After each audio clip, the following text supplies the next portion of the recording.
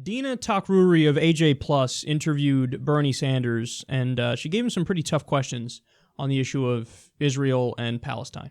Last week, you joined every single U.S. senator in signing a letter to the UN Secretary General saying that the institution is biased against Israel and effectively trying to shield it from criticism. No. I don't accept that. Look, I didn't write that letter. I signed on to the letter. It's not a letter that I would have written. There are many problems with Israel, and I have been critical and will be critical of a lot of what Israel does. On the other hand, to see Israel attacked over and over again for human rights violations, which may be true, when you have countries like Saudi Arabia or Syria. Saudi Arabia, I'm not quite sure if women can even drive a car today, okay?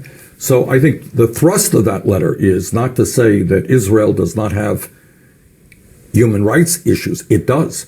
But to say, how come it's only Israel when you have other countries where women are treated as third-class citizens, where in Egypt, I don't know how many thousands of people now lingering in jail.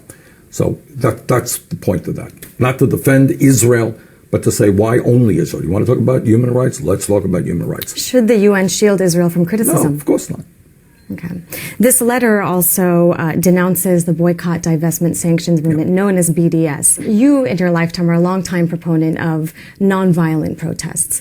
This, in the eyes of many Palestinians, is the effective way to get Israel to comply with international law and respect Palestinian human rights. Do you accept that? No, I don't. I mean, look, I respect people will do what they want to do, but I think our job as a nation is to do everything humanly possible to bring Israel and the Palestinians and the entire Middle East to the degree that we can together. But no, I'm not a supporter of that.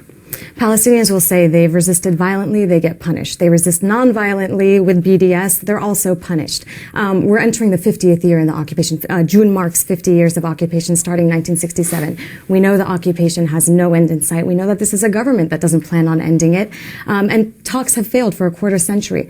What, if not BDS, is left for the Palestinians to do? What must be done is that the United States of America must have a Middle East policy which is even-handed, which does not simply supply endless amounts of money, military support to Israel, but which treats both sides with respect and dignity and does our best to bring them to the table.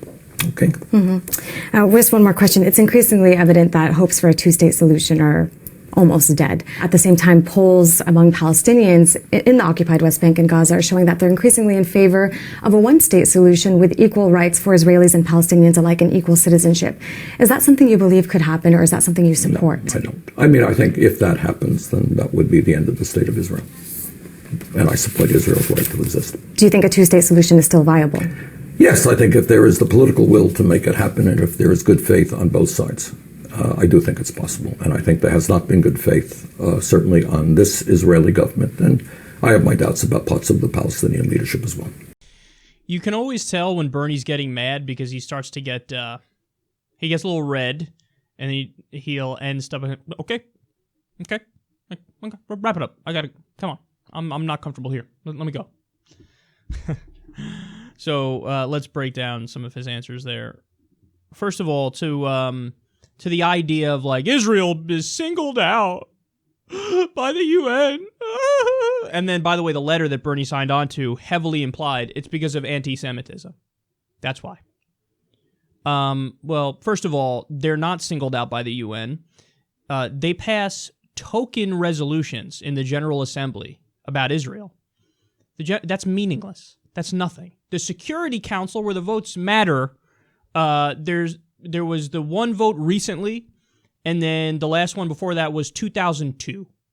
So we've shown the infographic on the show before, but the votes in the Security Council and who they go after, when you see the actual countries they go after, Israel's nowhere in sight. So, I mean, it's just incorrect to say, there's this anti-Israel bias. In the General Assembly, they're passing the token resolutions against Israel. And by the way, why are they even doing that? It's not because they're anti-Semitic. It's because Israel's doing an occupation. They're doing an illegal occupation, and they're stealing more and more Palestinian land, and they have an apartheid-like system set up, and it's in brazen violation of international law. So, I mean, like, what do you want them? Do you want them to just go easier on them? I don't. But it's the sickest, oldest trick in the book. Like, oh, it's anti-Semitic that you're going after them. Right, and it's Islamophobic to go after Saudi Arabia. We've seen this play out before. We see how this game is played. And, it's sexist to critique Hillary Clinton. It's a bastardization of identity politics, basically, to make that point.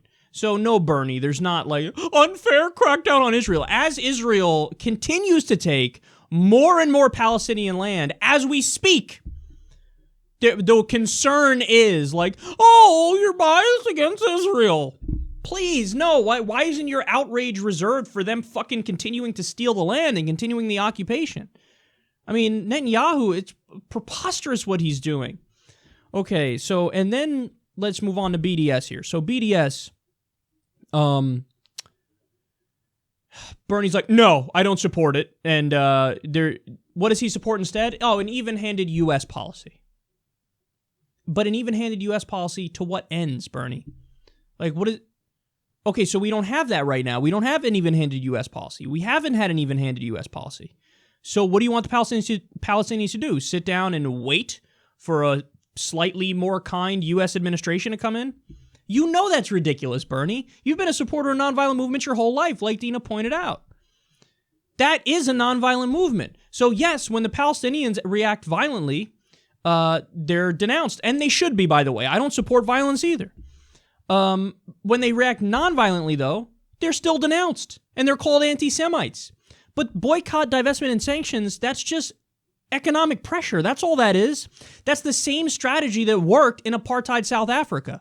We have a similar thing happening in Israel-Palestine, so they're doing non-violent, basically economic sanctions, boycott, divestment, and sanctions. Guess what? That's led to a tremendous flee of businesses from the West Bank. So it's working, and because it's working, that's why you're getting these panicked letters about how, this is an anti-Semitic movement, and it's not a good movement, and why are you doing this? Because they're scared of BDS, because it's working. So, and understand, the goalposts have been moved so far in the direction of the far right of Israeli politics. Even fucking Hamas just came out with their new charter, and they said...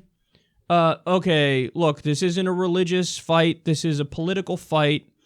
That's what this is focused on. Let's focus on politics here. Drop the religious stuff. We're not against all Jews. We're against, Zionists who take the land. And then they even accepted the 1967 borders. So you have even Hamas is like, okay, 1967 borders. And meanwhile, Israel is pretending, Netanyahu is pretending, there's nobody who's a partner for peace on the other side. When even the extreme factions of the other side are like, all right, we give up 67 borders. So it's just so fucking gross and misleading, and the way it's covered is just flat out incorrect. And you have even Bernie Sanders, who's like the best we have in the Senate, has fallen for the BS and is anti-BDS, and he's pretending there's this giant bias against Israel. So it's sad to watch. And the only point I agree with him on is the two-state versus one-state. There's like this new kind of groundswell of support for a one-state solution. And people go, well, the two-state solution is just not going to happen. Let's keep it real. The only thing that I think is less likely to happen than a two-state solution is a one-state solution. Because let's face it, man, there are such deep political and religious differences among Palestinians and Israelis that you're never gonna get an Israeli government to agree, like, yeah, let's power share with Arabs. It's just not gonna happen. Not gonna happen. What's more likely to happen is, yes, you come up with some sort of a two-state deal, should be along the 67 borders, and should have independence and recognition for both, and sometimes good fences make for good neighbors, and I build a giant fucking wall between the Palestinian territories and the Israeli territories, and I call it a day. So, and I know that's not a very popular position, or I don't know, it's somewhat popular among people on the left, but there's this new growing movement that thinks the one state's the way to go. I don't think it's the way to go. I think it would lead to many more negative consequences. So that's the only one I agree with him on. He's wrong about the bias. He's wrong about BDS. And it's sad to see Bernie Sanders go down this path when during the campaign he had a bunch of shining moments actually on the issue of Israel-Palestine.